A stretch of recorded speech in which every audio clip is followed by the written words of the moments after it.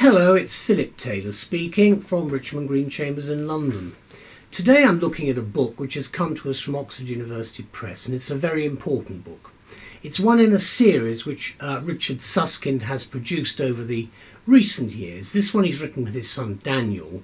It's called The Future of the Professions: How Technology Will Transform the Work of Human Experts. Now, we wrote this review just prior to the autumn statement, which announced, of course, a massive expansion of IT in the court service, because there have been some very substantial changes taking place at the moment in the way we do our business in the courts and tribunals. Elizabeth and I looked at the book. We've had a long discussion with others about this book because it's an important book, we think. Now, for our review, which is a longer one, we've given it this title: As New Technology Creates the Post-Professional Society, Will It Really Be the End of Lawyers? Bearing in mind Richard has already used that expression before. I'm not going to say any more than that, except it's still there and to be discussed, continued. There is the book itself. It's a hardback, and you can see the spine there.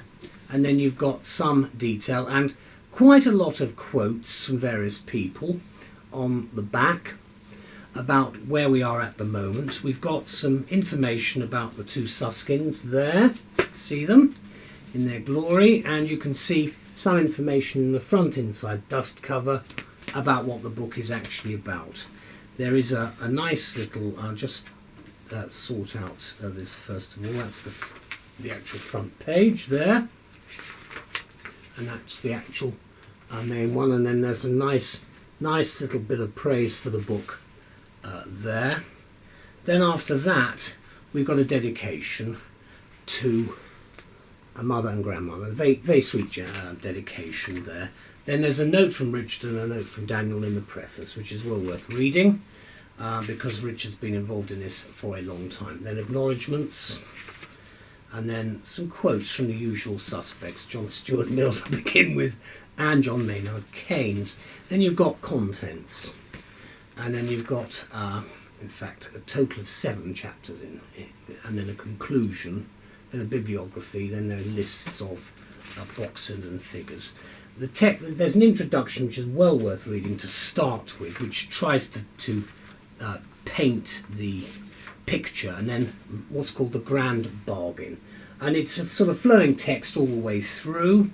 There are you can see there are subheadings, and there are quite a lot of footnotes. Then if we get to the back, you've then got, of course, an index, which is very useful there, and you've also got a huge bibliography, which of course is to be expected, goes on for a very long time, and it covers a very large amount of information. You've got a lot of people mentioned in this book who you will know about throughout your legal career as probably as a student as much as anything else, but the book has a great deal to offer it. This is what we say in our what is quite a long review. Read this and weep. In this controversial new title from OUP, Daniel Susskind, The End of Lawyers, and Richard Susskind rather, and Daniel Susskind are predicting, for the most part, the end of your profession, and sooner than later, especially if you happen to be a lawyer. But you're not alone. The law is not only one of the professions currently in the throes of more or less terminal decline, say the authors, due to the inexorable advance of technological innovation and change. The other professions, described as elite, are, and here's the list: health, education, divinity, journalism, management consulting, tax and audit, and architecture. You'll find specific comments on each in the book's second chapter. If all this is starting to sound a little scary, as well as improbable, perhaps it shouldn't. The authors do not exactly state unequivocally that the forward march of technology will render lawyers and other professionals as extinct as Diplodocus and other dinosaur species. What they do say, basically, is that increasingly capable machines will transform the work of professionals, giving rise to new ways of sharing practical expertise in society, and this is their central thesis. Denying that there are hardline determinists, they speak further of a post-professional society in which practical expertise will be available online, to which people should have as much access as possible. It is desirable, they say, to liberate practical expertise in this way. Read selectively, the book offers further insights into the trends toward and possible outcomes of the liberation of practical expertise. What used to be stored in people's heads or in filing cabinets and physical archives is now stored in systems, and as is explained, is handled, shared, used and reused in different ways. And the impact of this technology on the professions can be categorized under the headings of automation and innovation. One analyst quoted in the text identifies the former as sustaining, the latter disruptive. Perhaps to oversimplify, sustaining technology brings gradual change and improvements to familiar models. It's cosier and more reassuring than disruptive innovation, which wreaks startling change of a much more radical nature. However, as the term disruptive is negative and one-sided, the authors take the view that innovation, while radical, may well disrupt the professions, but it conceivably brings benefits to the recipients of professional services by making them more accessible and often cheaper, although many will argue that cheaper isn't necessarily better. Predictably, the disruptors interviewed by the authors did not see themselves as disruptive. Instead, they regarded their efforts as liberating.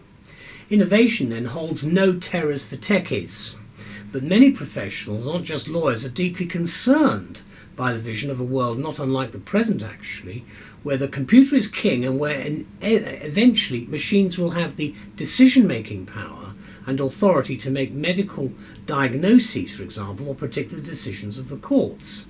The resulting disquiet about all this is addressed in the book's final section on implications. There is a concerted attempt here at justification, to wit that the professions generally are creaking, unaffordable, inaccessible, and suffering from numerous defects besides. As for the matter of trust, the authors point out that implicit trust in the integrity of professionals is often misplaced. Quackery is big business, warned The Lancet 89 years ago. We are also reminded that the SRA has 400 full-time staff handling complaints. But will we be able to trust services and expertise delivered online? Basically, yes, say the authors, declaring that quasi-trust backed by contract and regulation will be sufficient. There is no doubt, of course, that this book is a thoroughgoing and widely researched thesis, for that really is what it is. Reflecting the impeccable academic pedigree of the authors, it is replete with references, cross-references and footnotes. The 25-page bibliography alone is worth buying the book for. It's a huge bibliography. What a mine, though, of useful references for researchers to track down and comment upon. Also, and thank goodness, the book is eminently well written and readable, and certainly that's what we would expect. They make their sale, I think. The authors relentlessly pursue their objective of proving their case point by point, page by page, with certain salient points repeated for emphasis. You might even end up agreeing with them and with the intrinsic warning that unless we impose controls on technology, technology will control us. That, of course, is the fear, isn't it? You might also point out that generally the book largely ignores the negatives of the new technology, most of them in the category of unintended consequences.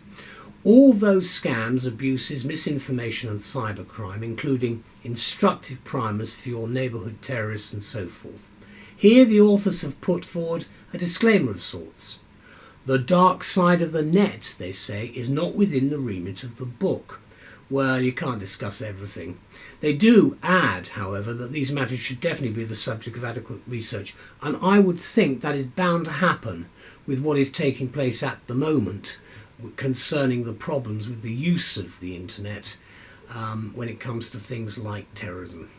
Now, there's a thought, of course, when we start looking at future research, perhaps as IT and AI, that's artificial intelligence, proliferate, matters such as contract and regulation should be presided over by legions of lawyers.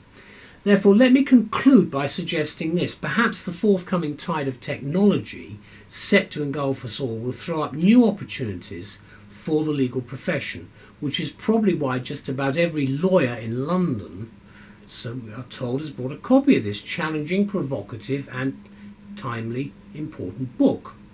If you care about the future of your profession then and wish to add further comment to the raging controversies surrounding it, better get yourself a copy now. The publication date is cited at 2015. I think Richard and Daniel Susskind are to be congratulated for this excellent book. Nice book there. There's the spine again, and then there's the back. And I'll show you a nice picture of them again. There we go, so you see them. The book itself, just opening it up right in the middle. Inform, Information and Technology. There we go. You see there's a lot of information produced here. And of course you have the detail of all of the footnoting and the referencing at the back in the bibliography. I'm very pleased to be able to review this work, as I did with The End of Lawyers when it first came out, and then his amendment to that actual book which Richard wrote some time ago. I think it's a subject that not just OUP but a lot of other publishers are now beginning to realise is something we have to look at very seriously. So thank you to the authors and OUP for an excellent publication. It's given me a lot of food for thought. Bye bye.